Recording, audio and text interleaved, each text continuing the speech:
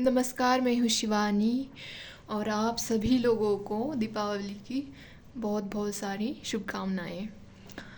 तो चलो आज हम देखते हैं एथिक्स का जो हमारा 70 डेज़ का चैलेंज है उसमें हम डे 43 वाला क्वेश्चन डिस्कस करने वाले हैं। तो क्वेश्चन हमारा ये है, what do you understand by ethical dilemma? Bring out some example of ethical dilemma often face by civil servants. मतलब सिविल सर्वेंट्स के द्वारा जो एथिकल डायलेमा कह सकते हैं और डिलेमा कह सकते हैं वो जो फेस करते हैं उसके बारे में बताना है और एग्जाम्पल भी लिखने हैं। तो मैंने यहाँ पे इंट्रोडक्शन में एथिकल डिलेमा के बारे में बताया है कि एथिकल डिलेमा होता क्या है। Ethical dilemma is a situation where two conflict values are there. It requires deliberation to establish right and wrong. मतलब एथिकल डिलेमा एक ऐसे टू वैल्यूज़ का कन्फ्लिक्ट होता है किसी भी सिचुएशन में। ले लो आप कि मतलब ऐसी सिचुएशन आती है कि वहाँ पे डिसीजन लेना मतलब बहुत मुश्किल हो जाता है सिविल सर्वेंट्स को। तो उनको ऐसे लगता है कि कौन से मतलब किसकी साइड ले, ऐसी भी सिचुएशन आ जाती है। एक तो ऐसा लगता है कि दोनों भी सही है, बट इतना डिफ़िकल्ट हो जाता है कभी कभी कि सबसे ज़्यादा कौन सी सिचुएशन सही है, मतलब क्या डिसीजन लेना है, ये बहुत डिफ़िकल्ट हो जाता है। इसी को एथिकल डिलेमा बोलते हैं।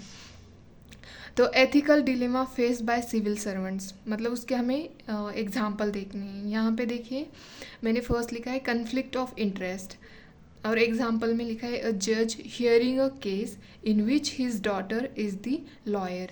मतलब अगर किसी केस पे एक जज सुनवाई कर रहा है और जिसमें उसी की लड़की मतलब उसी की बेटी लॉयर है, तो वहाँ पे बहुत बड़ा मतलब एथिकल डिलेमा आ जाता है कि जो केस है एक्चुअली उसी में हम सुनवाई करें या जैसे मेरी बेटी कह रही उसी के अकॉर्डिंग करें। अगर नहीं करते हैं तो बेटी का नुकसान हो जाएगा, मतलब लोग उसके पास केसेस लेके नहीं आएंगे। अगर करते हैं तो वो मतलब एथिकल नहीं रहेगा और मॉरल भी नहीं रहेगा। तो ऐसे हो जाता है, तो इसी को कन्फ्लिक्ट ऑफ इंटरेस्ट कहते हैं। सेकंड है डेवलपमेंट वर्सेस सस्टेनेबिलिटी। जैसे कि मैंने यहाँ पे एग्जांपल लिखा है passing a project for dam construction which would submerge large tract of forest. मतलब जो अगर किसी डैम की कंस्ट्रक्शन के लिए अप्रूवल दिया जाएगा तो वहाँ पे ऐसे होता है ना कि मतलब फॉरेस्ट का जो बहुत सारा एरिया होता है उसको डिस्ट्रक्ट करना पड़ता है। तो ये भी एक कन्फ्लिक्ट में आ जाता है। अगर करेंगे तो वो एनवायरनमेंट को हार्म पहुँचेगा, अगर नहीं करते हैं तो डेवलपमेंट रुक जाएगी। तो इसमें एथिकल डिलेमा होता है। थर्ड है ऑर्गेनाइजेशनल रेपुटेशन वर्सेस जस्टिस। देखिए corruption case in the department should be made public और नॉट। मतलब ये अगर किसी डिपार्टमेंट में करप्शन हो रहा है तो वो मतलब अगर वो बाहर ला रहे हैं तो उस डिपार्टमेंट की बदनामी होगी, अगर नहीं लाते हैं तो जस्टिस नहीं मिलेगा। तो ये एथिकल डिलेमा हो जाता है। यहाँ पे मैंने फोर्थ लिखा है truth versus loyalty, caught between absolute honesty and allegiance.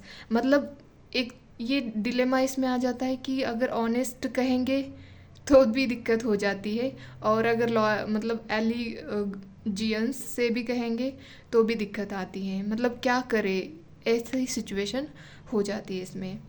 Fifth है जस्टिस वर्सेस मर्सी। एग्जाम्पल यह है tension between fair consequences and compassion. तो फिर लास्ट में ये मैंने यहाँ पे कंक्लूड किया है, thus there can be many ethical dilemmas. It can be because of personal and professional values in conflict और two professional values in conflict. तो ये था आज का डिस्कशन। होप कि आपको पसंद आए। अगर आता है तो प्लीज़ लाइक शेयर सब्सक्राइब करें। अगर कोई भी प्रॉब्लम हो आपको तो आप कमेंट बॉक्स में मुझे बता सकते हैं। धन्यवाद।